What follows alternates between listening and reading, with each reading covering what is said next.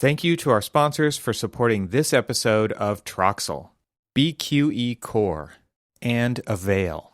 We'll share more about them later on in the episode.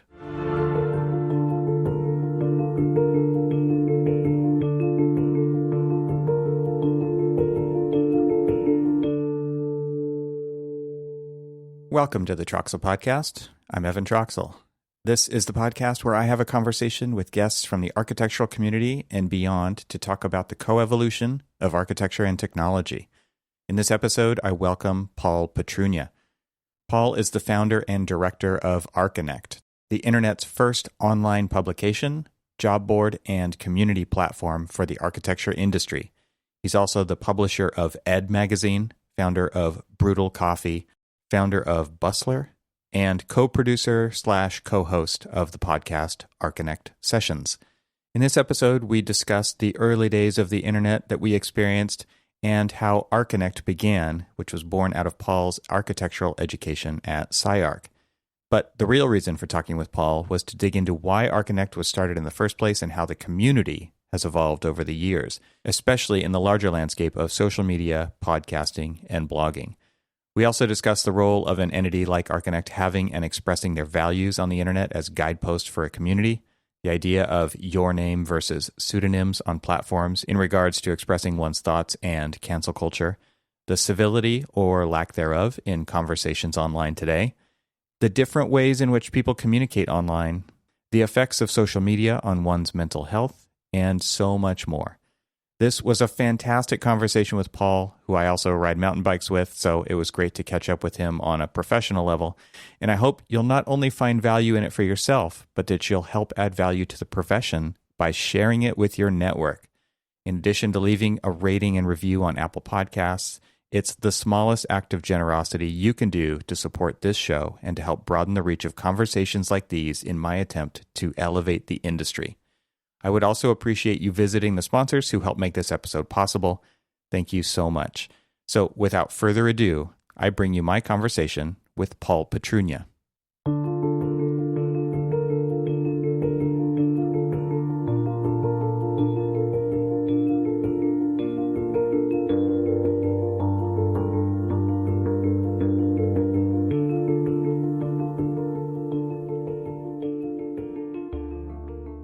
Paul, welcome to the podcast. It's great to see you. And you know, it's been so long since we've seen each other. How's your mountain bike? It's I don't know if I filled you in. By the way, thanks for having me, Evan. It's great to be on the show. Yeah, I think I told you there was a problem with the spindle on my bike. So bike company is sending me new parts, and it's just my bike sitting there looking at me, with those sad eyes every day. I'm just not going to take the risk in cracking that.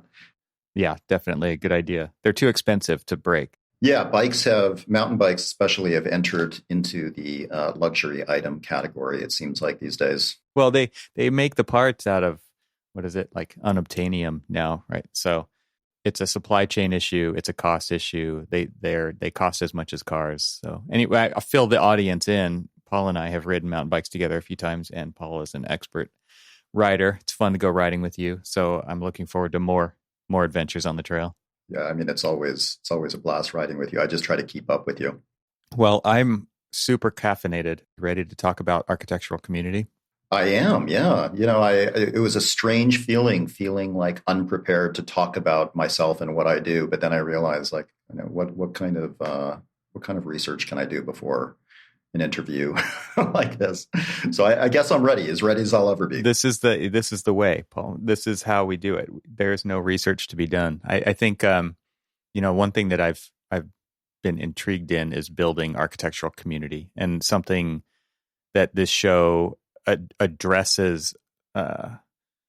What's the right word? Like it's just kind of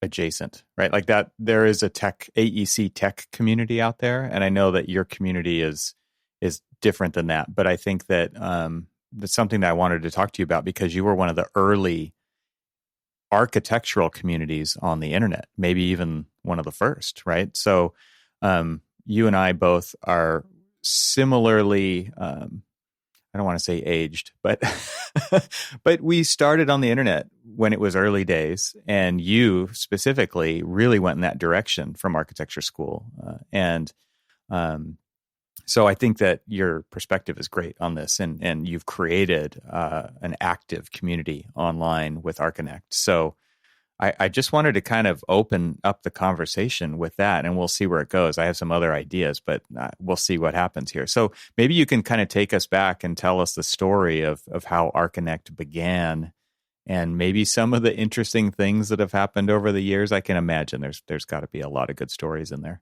So going all the way back, this is a story that I've told a few times, so apologies to anybody that's heard it before. But, I guess my passion for architecture began when I was quite young. And as a kid who was passionate about architecture and really curious about what was going on in the world of contemporary architecture, as opposed to, historic architecture, which has always been relatively easily accessible by anybody in terms of, reading through books or traveling.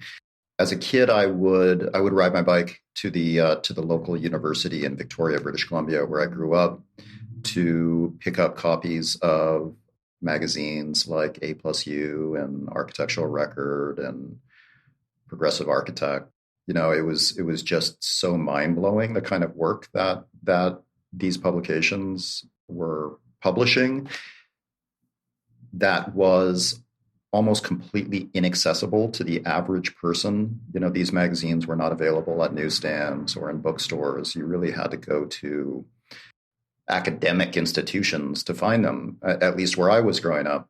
So, fast forward a few years, I was studying architecture. I was at the University of Oregon I started in 1995, right away at the University of Oregon, since they were quite tech forward at the time, which was surprising because I actually went there for their sustainable design program. So as much of a kind of a crunchy hippie type of environment, it was also very advanced. So there were opportunities to pick up web design, and there were professors there that I was learning under that were very supportive of learning how to do this on my own with some help from some of the teachers there. So I did that, and I eventually designed a website for the School of Architecture and Allied Arts for University of Oregon. I did a million different variations of my own personal website at the time, which didn't have much to put in, as a first year I think when architecture student. We talked about this idea as there was definitely animated spinning logos on every website back then. Right? Yeah, I can't deny that my website didn't have anything spinning and animated. But, in 95, that was the beginning of images on the internet. Up until Netscape 1.0, which is what I started on, images were not even possible. You just had to kind of pick a background color. I think the font options were pretty limited to Times New Roman and maybe Arial. Remember that gray, that medium light gray background that was just the default color that the web browser used to render everything on top of it? It's so odd to me because it wasn't just a white background. It wasn't just like a white page. It was like that light shade of gray. What was the hex for that that shade of gray? That's what I think it was E3 E3. Yeah, it was a light gray, probably inspired by the color of a mid 90s desktop computer. Yeah, so once I started creating websites for myself and the school, and I started creating websites for some of my class projects, I started to recognize the potential in solving the problem that I encountered as a kid. I saw this as an opportunity to provide information and content to anyone who wants it around the world using this new medium. And then, shortly after that, I recognized the ability to kind of bring people together and communicate online, as the possibilities that the internet brought became more apparent. So I started ArchiConnect in 1997. I think it was the first architecture community. I remember there were a couple architecture websites around. I think there was an architecture bookstore here in California that had a website, but the amount of architectural presence on the internet was next to nothing at the time. So, and there were no, there was no social media. I think MySpace started in '99, so there was nothing at the time. So yeah, so I created Arconnect with this goal. The name Arconnect was architecture connection. The idea was to bring people together. I was at the time especially excited about sharing the work of this exciting young emerging group of web designers that I thought were using the web in a very architectural way. In that architecture is really kind of a blending of art and science. And these web designers were, just popping out of nowhere because, again, they had this new canvas that had an audience of, potentially the entire world. So, so I started inviting web designers to participate. I started bringing in a lot of the local architecture community. It started out in a very similar way that Facebook started. Facebook kind of started it in the Harvard community, and you had to have a Harvard edu address even to get on it at that point, I think, right? Yeah. And so SciArc was where I was studying at the time in '97. I had transferred from University of Oregon to SciArc, and when I got to SciArc, I was totally blown away by the work that the students were pinning up on the walls in terms of just kind of stunning visuals and really interesting concepts and ideas.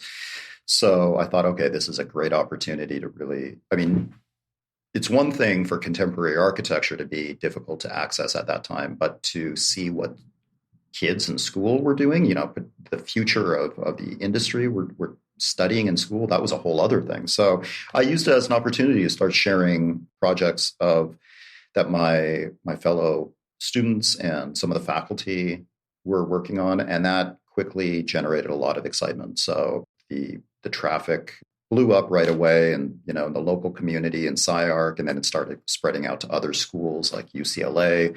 Friends, would start sharing links with each other, and just kind of naturally extended outside of that home base. Man, I'm just thinking back now to the days of hearing the modem sounds and uploading everything to a server via FTP. And, index.htm or HTML, and everything was done in simple text back in the day, right? It was just coded by hand, and stealing code from other websites, view source was a major part of building websites, and copying and pasting pieces out of that into your own text documents, uploading those, seeing what happened, tweaking it endlessly, iterating on all that. It was so fun. I just remember spending so many late hours doing that kind of stuff. It was really exciting. And it was a time that I don't think many people will remember. Back then I would agonize over how to bring down the size of an image on the website by 5 kilobytes. It's these days, it's no problem to post an image that's 5 megabytes. But back then, a difference of 5 kilobytes would probably make a difference of a total of maybe a few minutes of download time when browsing different pages on a site. So yeah, and just, as you said, learning how to code through just looking at source code. It was kind of like moving to another country to pick up a language. I tried some of the earlier web design software like Dreamweaver and some of the other options that were available back in the 90s. And it all just it was really easy to use, but it created a lot of garbage code. And back then you couldn't remember afford. You would look at that code and you're like, what is this stuff? It's not doing anything. And the more characters that were in the code, the more space it took up, right? And so it really was like, how do I do it the simplest way, but also get what I want? And yeah, I remember everybody's running a cracked version of Photoshop, right? A pirated version of Photoshop, because we were all students. And I'm sure Adobe was totally fine with that because they knew we were all getting addicted to Photoshop. And then we'd run everything through Graphic Converter to smash that file down as small as possible, like you were saying. So yeah, there's fond memories there. And some of these values that I established back then have definitely stuck because these days everybody's got quick internet, but still there's just something about a very cleanly coded site with no bloat, images that are properly optimized. There's just a lot of beauty in that, and it's the kind of thing that I think most people online these days would never notice because everything loads fast. That's true. But I think when you think about people who do code, they probably do think like that, right? They look for well-commented, cleanly structured code when they're building applications. And like this was my first foray into code beyond like when I was in the 5th grade learning Apple Basic to make something print on the screen, right? This was real coding. I mean, because it was turning code into layouts and images and, structured data like tables and things like that. And I felt like it's very different than the architectural process, which was messy and layered. And it didn't matter what it took to get to that end beautiful thing that was pinned up on the wall. It was all fair game, right? You could do anything. You could tear apart a model and glue it back together. And it was like Frankenstein, right? But the web was different. It was like minimal and it was beautiful. And in that minimalism, in that simple coding, and no extra characters, no extra kilobytes in the images. It was as lightweight as it could possibly be. And I felt like these are the kinds of things that informed the well-rounded kind of generalist nature that I've always kind of aspired to. I always want to do a lot of different things. And I felt like this was a interesting counterpoint to the architectural design process. Yeah, absolutely. That's an interesting take because I've always seen the similarities between creating a website and creating a building, but as you mentioned, there are some drastic differences as well in that process.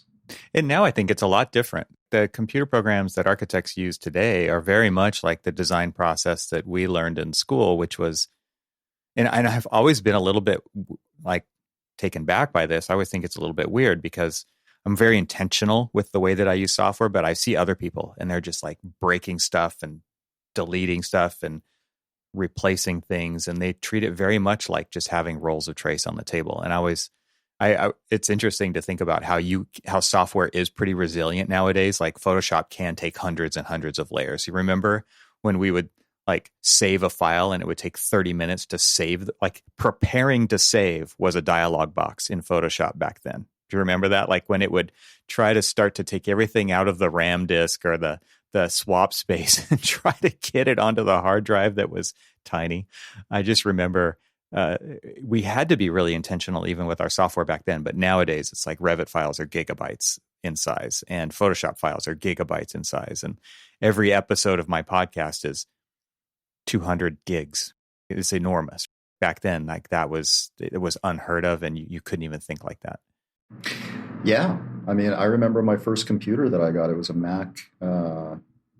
Mac desktop in 95, and it had a 500 megabyte hard drive, 16 megabytes of RAM. And the guy at the store was like, you're never going to need another computer. I mean, this is going to last you forever. But yeah, it's interesting. It's like technology is increasing to allow us to be more sloppy and lazy. It's more like humans. Yeah. Yeah. I mean, I think it's kind of following a similar trend that we see in many parts of our lives, that we don't need to be that careful anymore to produce what seems fine. Right. Yeah. Well, let's talk about community. I mean, there's one part of web design is creating kind of a presentation and a one-way type of communication. But the community that you have on ArchiConnect is multifaceted. There's lots of inputs coming into this, what people end up seeing on the screen. So how did you shift it away? Like you said, you started to share work of your fellow students and professors and things at SciArc, but how did you actually shift to becoming like a content hub that lots of people pushed information into? It's interesting because it was kind of surprising at the time. I think it was maybe 1998 that I found some JavaScript chat widget that somewhere online, and I was like, oh, this is pretty cool. You can have a live conversation with other people right through the website.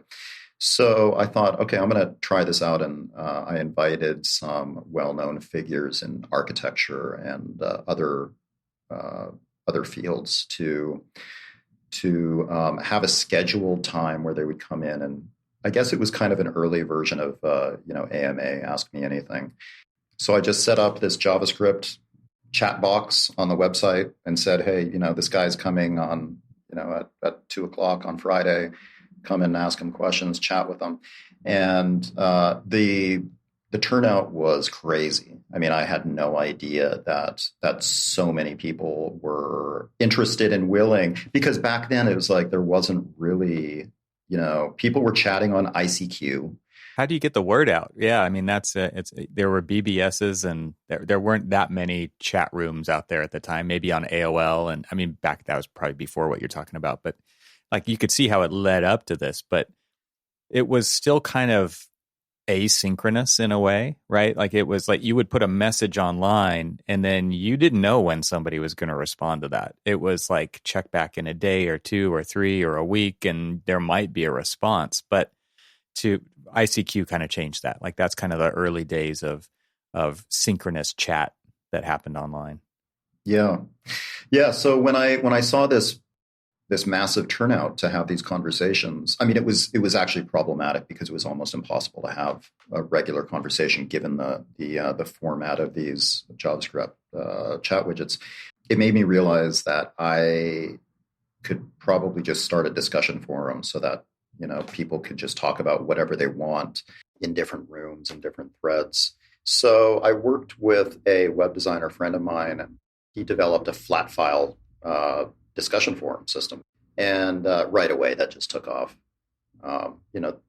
Back then, there was no Facebook or Twitter or anything like that. So it became a place not so much to talk about architecture, but it's just a place for architects to come together and talk with each other about anything. So that really took off. There were limitations.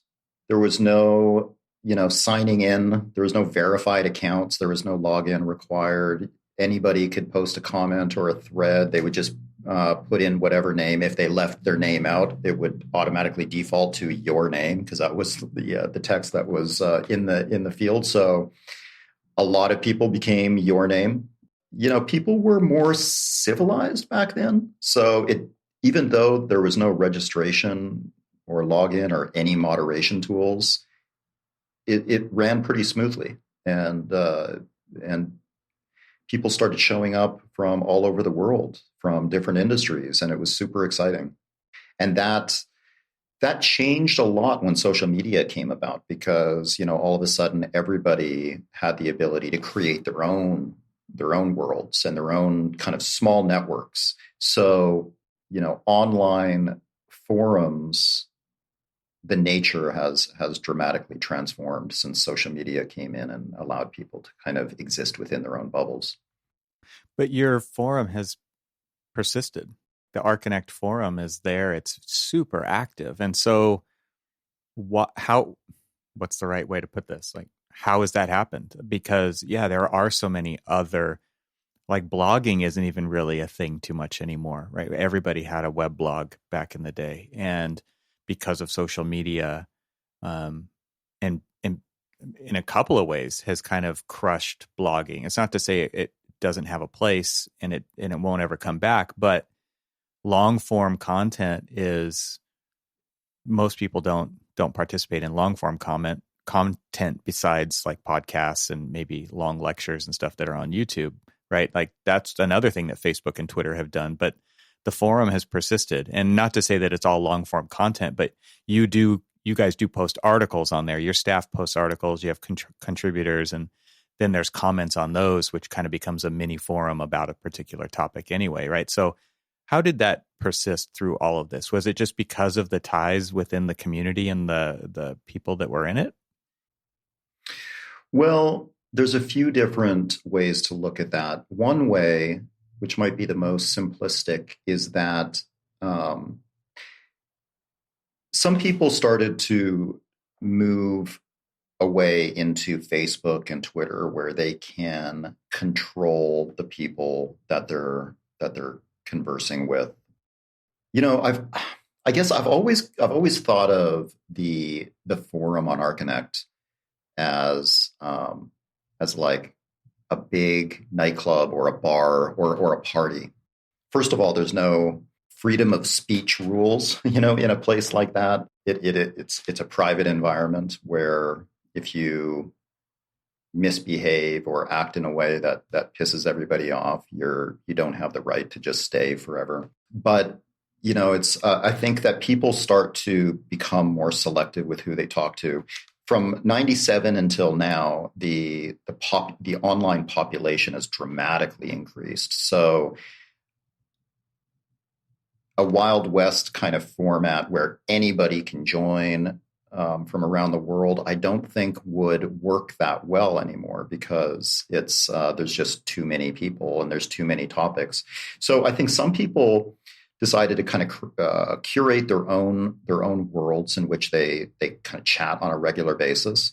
And I think Archinect kind of took on more of a role of being a specialized place where architects are, and they don't necessarily need to know each other, but it's a place where if you want to talk about something architectural, or if you just want to talk about something with other architects, that's a place you can go. And there's no baggage. There's not necessarily an identity that you need to verify, since we don't require any real identity. I'm just wondering how it persisted, right? Because I think you're alluding to many different ways in which people found it to be a safe place to do the things like you're talking about. And it starts to lead me to think about another topic that we brushed upon last time we talked, which was pseudonyms. A lot of people online, I think, coming back from when we started online, and there were movies out there that popularized this back in the day, right? But it was very, like The Matrix is a good example of this. Like there was Neo and there was Trinity, and people had these pseudonyms, and that's what they were known for. And with something as long lived as the Archinect forum, I can imagine that there are pseudonyms that is the person's identity, but also that's starting to come back up again, as we talked about with crypto, starting to see that again quite often. And there are a lot of people online who, like on Twitter, who have also adopted that, but there's a lot of people who haven't, right? They're more comfortable tying their true identity to their thoughts and things. But I think, as we kind of previously discussed, there's good things about that, and there's bad things about that as well. So maybe we start to shift our topic more around that now with pseudonyms. Is what are the good and the bad things that you've seen at Archinect over the years based on that? Like one thing we talked about was you have a little bit more freedom to say what you really think, because no one knows who that's really attached to. Yeah. I mean, just to kind of quickly go back to the original question about how are we still so active? How is the forum still so active? Part of that I don't really know, but some theories are that I feel like we do pay attention to our community, as opposed to some other, like, for example, Reddit or something. If somebody has a feature request, we'll pay attention to it. If somebody is complaining about somebody, we'll take it really seriously and do kind of a more thorough analysis of that user's activity to determine whether or not they should be kicked out or stay. Moving on to pseudonyms. Yeah, that's been a topic that we've debated for years, and there's no clear answer on whether pseudonyms are good or bad. I've heard from many people that I actually respect very much on Archinect that they could not possibly communicate with their own name. And these days, given the kind of culture we live in, where you have to be very careful about what you say, I understand that. I understand that a lot of these people are not just representing themselves, but they're representing the firms or the schools that they work at. And I've also heard from people that I respect a lot in the Archinect forum that are very strong in the belief that they do need to represent themselves, and they wish that everyone else would. But I do know that there have been some very valuable contributors over the years that would not have been contributors if they had to use their own name.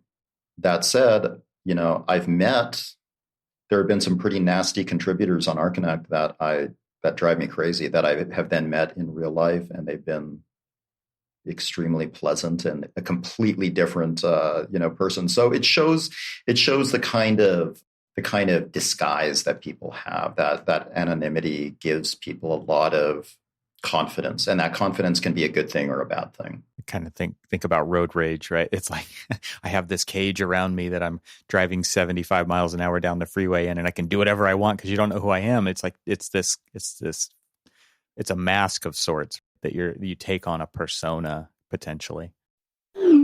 Let's take a quick break to share more about our sponsors. In this podcast, I talk a lot about all the realities with my guests, mixed reality, augmented reality, virtual reality, all the realities. And I've got a new message for you from my friends at Avail. Let's talk about the new reality, which is that content, as I've talked about in the previous message from them, both wants and needs to live everywhere. Long gone are the days of saving files to your local hard drive or to a single on-premises server. In order to solve remote collaboration, information has moved to the edge. The cloud is king, and the number of cloud services out there dictate that the number of storage locations will continue to grow dramatically. Where do you store your files? BIM 360, OneDrive, SharePoint, Box, Dropbox, AWS, Azure. Chances are you probably save them in some weird combination of those that I just mentioned, and more. Well, here's the point of this message. Avail hides the complexity of where content and information resides. What file to use used to be your biggest concern. Now it's where do all those files live. Avail takes where out of the equation, which means that with Avail you can actually find your mission-critical and not-so-critical files too, right when you need them. Avail helps get you the information you need faster. Go to getavail.com today to learn more. Systems and standard operating procedures. You already know that's how to build a profitable business and find the freedom you want. You need systems and procedures. But you struggle with choosing the systems you need most and how to implement those systems quickly so you can get back to doing what you love most.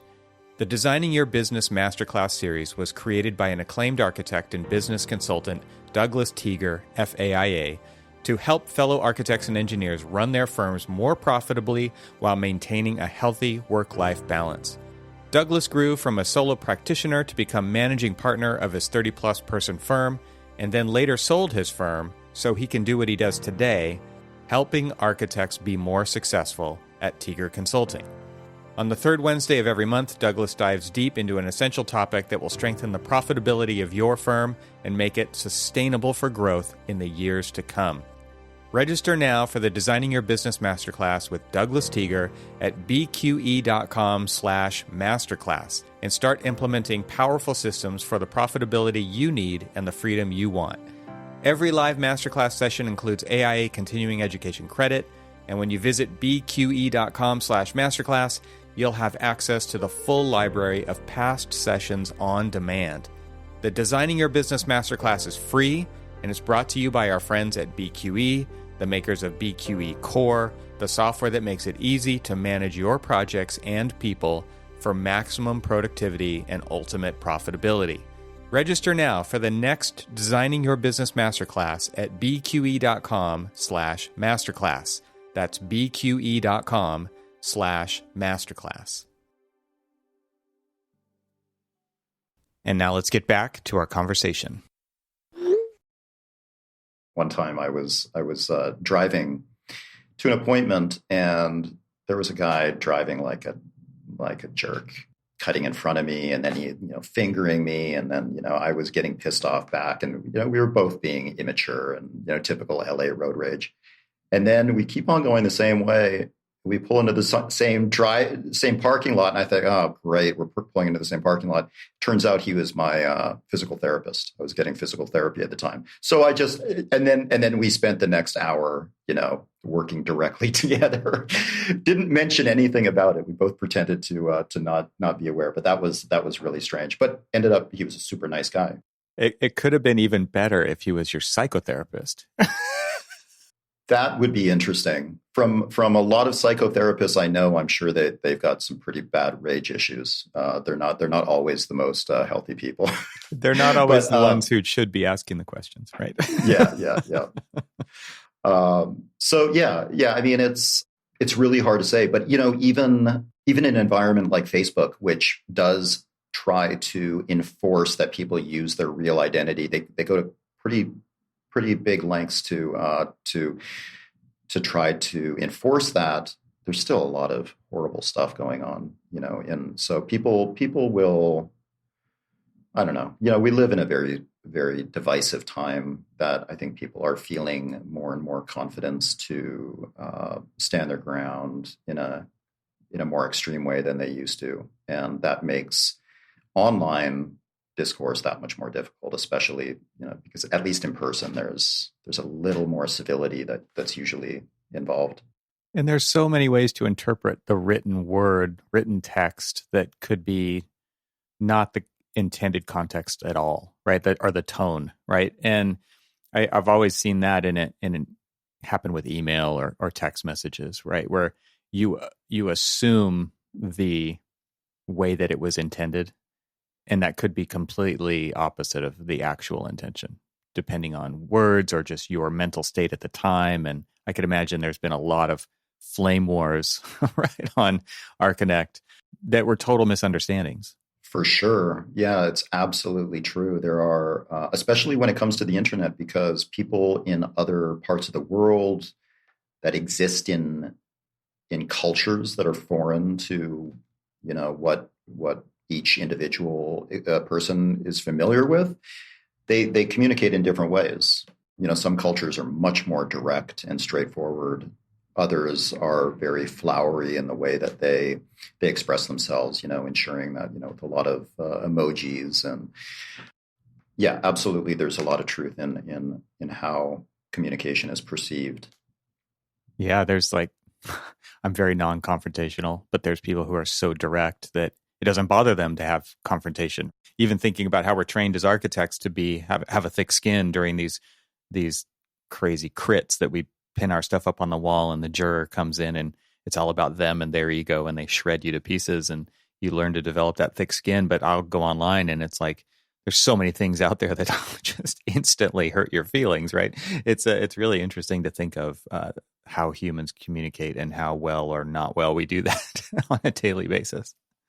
Yeah, it's interesting. I mean, I definitely have developed a thick skin over the years, not just because it doesn't bother me as much about what people might say about me, but I've also come to realize that, everybody's got their own things going on, and, they're having a bad day, or maybe there's just the anonymity, and, so it's like you kind of take everything with a grain of salt. But, there's even celebrities that exist in the public realm that are, shutting down their Twitter accounts every day because they just can't handle the online abuse. So it's it can be pretty hard for people, and and it's one thing if I experience an attack online, I know that I feel a certain way about that. If I see someone else getting attacked online, it's a very different perspective. I kind of see both sides. I'm like, yeah, that guy who's attacking this guy is like out of his mind, and nobody can actually take this person seriously. But then that person will reach out to us and say like, hey, I'm being attacked online. And, sometimes I'll talk to them personally and say, it's, yeah, that really sucks. But I think it's pretty clear to all of our readers that this person is there's something going on with them. Yeah, but it's hard to not take things like that personally. Yeah. I think about Archinect as kind of it's like a subculture or a counterculture movement within architecture. Would you characterize it that way? I think SciArc is similarly characterized in my mind like that. I didn't go there, but I think of it as like splintering off from Cal Poly in its earliest days with Ray Cappy, and that was kind of one of the big pushes then. It just felt very countercultural. But do you see Archinect kind of the same DNA as that? I think so. And I think that it's probably not so much a conscious decision, but it just may have naturally evolved, maybe because I came out of a community like SciArc, and I hire people that are kind of like-minded. We do recognize that we may be kind of a subculture of the industry when, sometimes our articles will blow up virally and we'll get a much wider architectural audience to an article than our typical audience. And we'll get very different feedback. It's especially in the last couple of years when we've been addressing a lot of issues of racial inequities. There's a pretty big, conservative, straight up racist component of our industry that still exists, and it's made quite clear when our content reaches outside of our immediate, more regular audience. I mean, that's just one example, but there are a variety of different kind of subcultures in architecture that I feel like I am not that familiar with, and probably a lot of our audience is not that familiar with. It's a big industry. Yeah, I mean, I can imagine that it is kind of a subculture of the industry, and the internet has enabled those people to find each other through places like your landing page. But what kinds of stories like that are you talking about? Like, I can imagine you guys break some kind of news that most other people wouldn't even publish, because there's more of this. To me, it feels like there's this ad hoc kind of nature to, like, we don't specifically talk about certain types of stories within architecture. It's like, this is architecture laid to bare, like the bare metal of architecture. Is that fair to say as well? I'm just thinking like with Archinect's kind of, I don't know, punk rock attitude, it feels like to me, right? That we're not afraid to touch any subject. This is, and it cuts very deep into the realities of working within the architectural profession. And it doesn't seem like there's any topics that are off topic on Archinect. And so therefore I could imagine it just bleeds architecture, right? And good or bad, it just seems like there's nothing that's off limits. I think that's true to a certain point. The first kind of slap in the face of, I wouldn't say censorship, but, back in the early days of Archinect, our tagline was pimping architecture since 1997. And that was the tagline that lasted until the early 2000s. So probably for about 5 years after we launched in 97.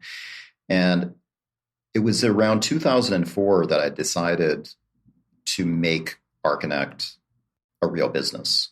Until 2004, I had my own design company on the side. That was my work. Archinect was just a passion project that I would spend too much time working on, and I intentionally avoided any kind of advertising revenue. I didn't want to make any money because I knew as soon as the site started making money, then it would get serious, and I wasn't really ready for it to be serious. But then when I did, partially because I realized like my passion was Archinect much more so than our client work. The first big advertiser that we had, they were ready to sign the contract, and they said, this tagline "Pimpin' Architecture" since '97. There's some people on our team that are not feeling very comfortable with putting our brand next to that line. And I got it. Pimping is a loaded word. So we changed it. We changed it to making architecture more connected since 1997.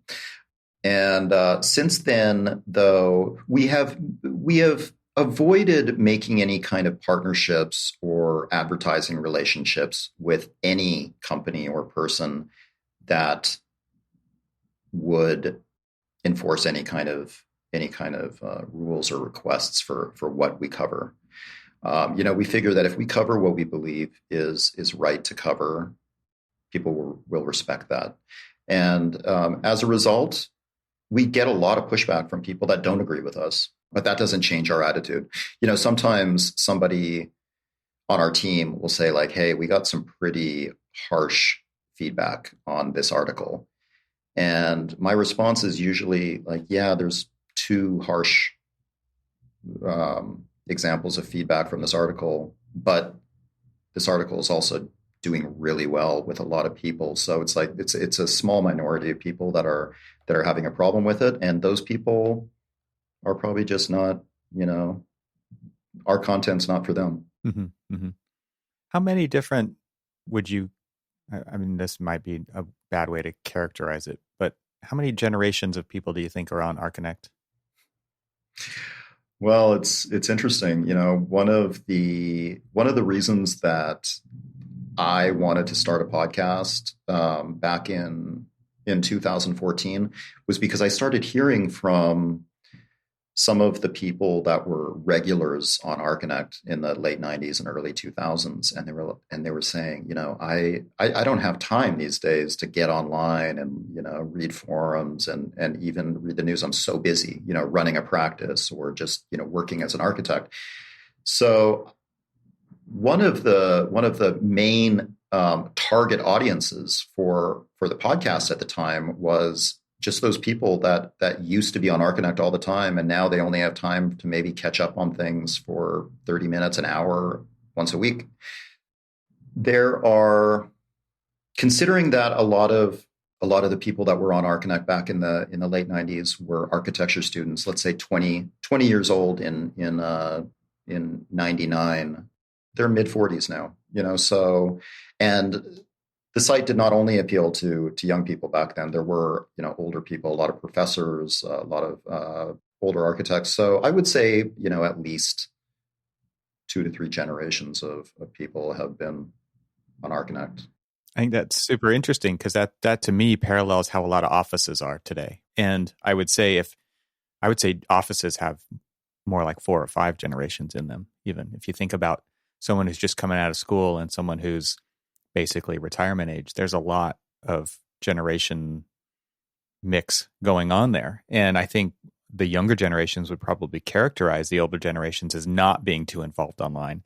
And that is that's something that I see on ArchiConnect is you can just kind of tell by the way some people write and share their experiences that they've been around for a while.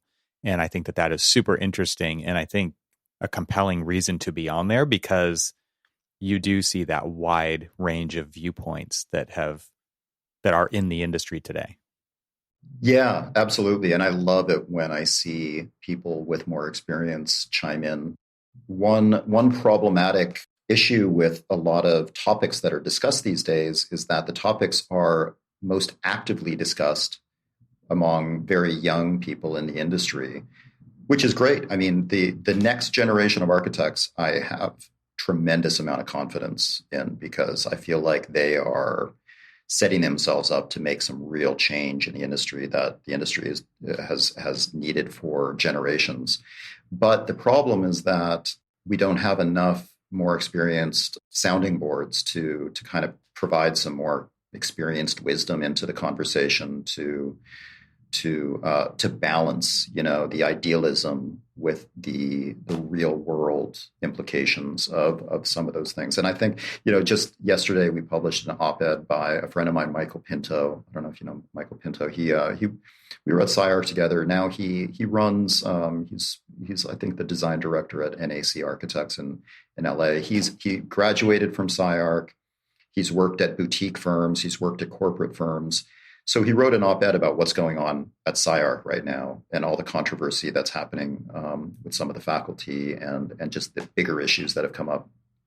And his perspective, I thought, was just such a nice, refreshing perspective because it was able to back up a lot of the ideals that young people have with experience and evidence that, yes, this is possible, what you're wanting to do. And I've seen it myself. It's not like, but we need to get the whole industry on board here to experience the changes that I've had the benefit of seeing for myself in the last 20 years. Yeah. I think that was an interesting. It's not a scandal necessarily. Well, it's maybe some pieces of it are, but that whole topic has been super interesting. My co-host and I covered it on our other show, ArchiSpeak, which has gotten a little bit of talk, but I think one thing that we actually just recorded a follow-up episode regarding that topic for a bit of a tangent here, which was, why aren't we seeing more people actually talk about this? Because I think that this is all about, it's not about canceling certain individuals. It's about this conversation being allowed to bubble to the surface, which for decades, this conversation has not been enabled to bubble to the surface. And here it is. And I think it's a huge, huge, huge opportunity in so many ways to take care of some of these problems that have been in the industry for so long and actually understand it from all these different angles, because it was being presented from 2 or 3 like really specific points of view. And that's what people are reacting to. But there's a whole gradient out there of perspective on these issues about why you're going to school, what you're going to do after school, where you're going to work after school, what your career is going to be like. I think that there's, and that's one thing I appreciate on ArchConnect, right, is that there is this ability for you guys to kind of cover it from many different angles and for everyone to kind of weigh in a safe place to do that. There's various levels of safety there, I'm sure, right? But it's that people don't feel like they can't speak up on a place like ArchConnect.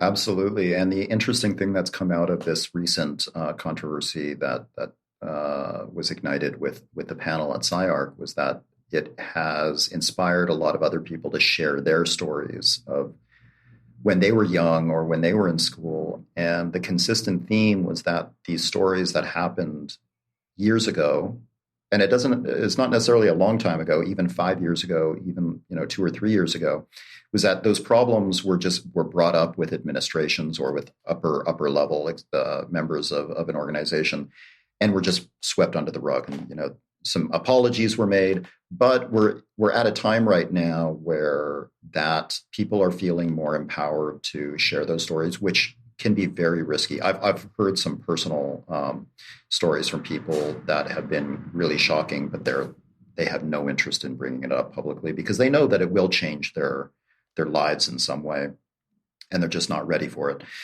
But yeah, no, these days with online communities and empowered individuals, the consequences are much greater. And I think people realize that, the whole cancel culture thing. I think that there are many instances where it's unfair, but do some people need to be sacrificed in order for everyone to be shaking in their boots about behaving properly, or behaving improperly to make that change? Maybe, maybe real world consequences and real world examples of people facing consequences is what's necessary.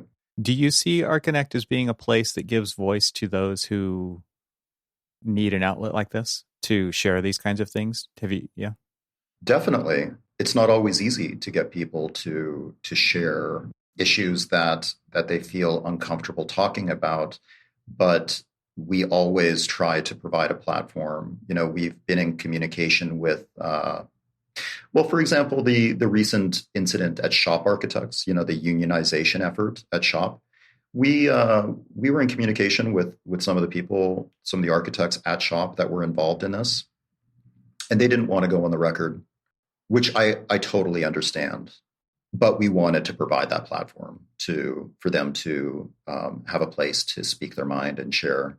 But then again, we can't report on serious allegations without doing our due diligence and ensuring that the information is correct. We have a personal responsibility and a legal vulnerability, but I think ethically we need to make sure that the information that people share on ArcConnect is true. Okay, we could start to wrap up here. I have a couple more ideas, but I'll just throw this one out there and we'll see where it goes, which is, what is the best thing about architectural community online with ArcConnect or in general?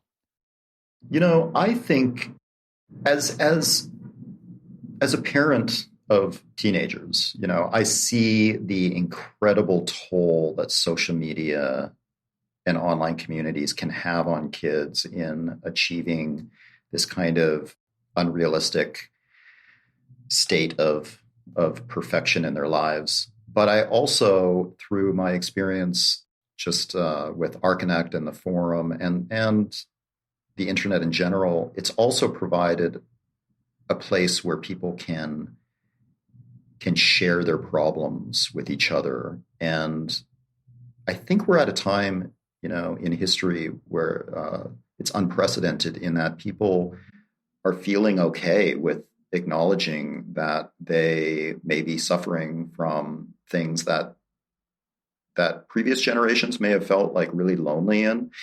And now they're recognizing that it's not their own problem. It's a problem that a lot of people share. And in architecture, there's a lot of issues that come up. There's a lot of mental health issues that arise in architecture. We've covered mental health a lot on ArcConnect, and part of the reason for that is to raise awareness about the kind of more endemic issues that exist not only in architecture but in our culture in general. And I think it has helped. I think that's part of the reason why people are feeling empowered to make change, because they're starting to recognize that the change that has always bothered them personally is a necessary change that their community needs. Yeah, that's interesting to think about, and how you've kind of provided a place for that to happen. Because, like you said, I think growing up in the profession of architecture, you're very much kind of in a silo of maybe a small friend group within an office. And there's certain things you can and can't say at that office, but because of the internet, right? And I think there's still a lot of people who practice out there who are totally, I don't want to say ignorant, but ignorant of the internet, that it exists and that it has changed everything. And so for people to be able to it's not just about not feeling lonely, but find people who have had similar experiences that can then help them navigate through this profession, and that isn't just in their small friend group and it's not in their office, is huge. And I think that's one of the reasons I really wanted to talk to you about ArcConnect today, is because it's provided a place for people to do exactly that. And it could be the good and the bad, but it's the common fabric that weaves everybody together within this profession, at least the ones who are willing to participate in that. And I think you can't understate the role that plays in a lot of people's day to day. Yeah, I mean, when before the internet, a typical architect would probably have a group of maybe 10 to 20 people that they could share their thoughts with, either at a firm or in school. But the internet has brought about this possibility to discuss issues, very specific issues, at depth with people from all over the world. So it's that difference has a big impact. Well, Paul, this has been a great conversation. I appreciate you taking the time to kind of walk us through the history, but also through I think these more interesting, delicate, potentially issues that are all about having a community, and in this case, online. But I really commend you for, sticking with it. This is like you said, it started out as kind of this labor of love, like to kind of the side hustle of sorts, right? That turned into the main hustle. And I think it's a force online that a lot of people should check out. Where can people follow what's going on with ArcConnect? Obviously, it's arconnect.com, and I'll put a link to it in the show notes. Is there anywhere else that people can see or that they should know about, or any ask of the audience that you might have? Yeah, I mean, I would love to, for those listeners that are interested in community, I would love to get more people with, positive things to share, to get involved, because I know that it can be a little intimidating, getting it onto our forum, and there are a lot of bullies, in the forum, and it can be, to try to stick it out, because we could use more positivity, more experienced wisdom in the forum, as always. But so yeah, arconnect.com. We're on all the socials at ArcConnect. If you're looking for a job, there's a lot of, it's just for anybody out there that's thinking about a career change. There's never been a better time than right now. So we've got a lot of job opportunities on ArcConnect, on ArcConnect's job board. Yeah, it's our 25th anniversary, so we're planning on some big updates this year, and I'm not going to make any promises right now, but stay tuned. Well, I'm looking forward to that. All right. Well, Paul, thanks so much for hanging out with us today and sharing and taking the time. I appreciate it. Thanks so much for your interest. It was I really enjoyed it.